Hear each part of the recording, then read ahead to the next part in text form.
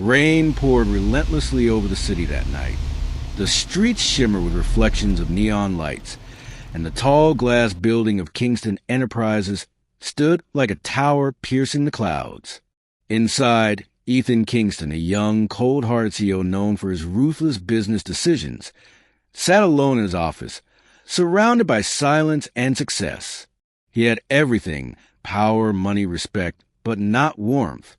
His heart had turned to ice ever since he lost his fiancée in a tragic accident years ago.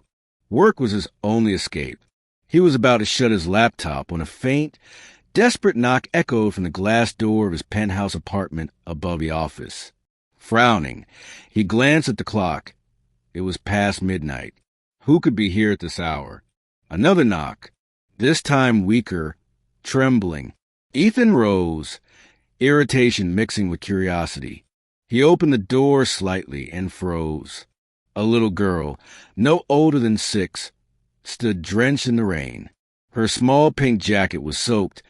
Her hair clung to her pale face, and her eyes, huge, frightened, and filled with tears, looked up at him. "Pee, please," she whispered, her voice shaking. "They hurt my mom. She's dying." For a second, Ethan thought he'd misheard her. He blinked, taking a step back. "What did you just say?" "She's bleeding," the girl whimpered, clutching a torn teddy bear to her chest. "Please help my mommy. She can't move." Something in the child's voice pierced straight through Ethan's cold armor. He grabbed his coat. "Where is she?" "Down the street in the alley." Without a second thought, Ethan followed her. The rain hit harder as they ran through the dark streets. The little girl led him behind a row of closed shops to a narrow alley. There, under a flickering streetlight, lay a woman, unconscious, her clothes torn, blood on her forehead. Ethan's breath caught. The woman was young, beautiful even in distress. He knelt beside her, feeling her weak pulse. "She's alive," he muttered. "Barely. Mommy." The little girl cried, kneeling beside her. Ethan quickly called his driver. "Get the car here now, and call the doctor to my penthouse." Minutes later, the woman was carried into his luxury apartment. Ethan personally fetched warm blankets, ordered the staff to prepare a room, and sat beside the girl as she shivered with fear. "What's your name?" he asked softly. "Lily," she replied. "And Mommy's name is Clara. Do you know who hurt her?" Lily shook her head. "We were coming from work. Some bad men tried to take her bag. She told me to run. Then I heard her scream." Ethan clenched his fists. Rage boiled inside him. When the private doctor arrived, Ethan waited outside the room, pacing.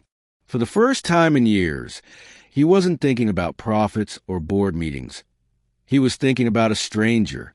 After what felt like forever, the doctor came out. "She's stable now. Lost some blood, but nothing critical. She just needs rest and care." Ethan nodded, relief flooding him. He turned to Lily, who had fallen asleep on the couch clutching her teddy bear. Something tugged in his heart as he watched her. She reminded him of what he'd lost: innocence, love, humanity. The next morning, Clara woke up disoriented. Her head throbbed, and when she tried to sit up, Ethan gently helped her. "Easy," he said, his voice calm but firm. She blinked, recognizing his face. You helped us?" "Yes," he replied. "Your daughter came to my door last night." Clara looked at Lily, still sleeping beside her. Tears filled her eyes. "Thank you. I didn't know where else to go." Ethan studied her. She wore a waitress's uniform, old and torn. Her hands were calloused, signs of hard work and struggle. "You live nearby?" he asked. She shook her head. "We were staying in a small rented room, but I lost my job last week. I was coming home from a late shift at another cafe when it happened." "Do you have family?" "No, just Lily." Something inside Ethan shifted. He had seen countless people beg for favors, but there was honesty in her eyes. No greed, just pain and exhaustion. He stood up. You and your daughter can stay here until you recover. Clara's eyes widened. Oh, no, I can't. You can, Ethan interrupted. And you will. Lily saved your life by finding me. Consider it repayment. Tears rolled down her cheeks.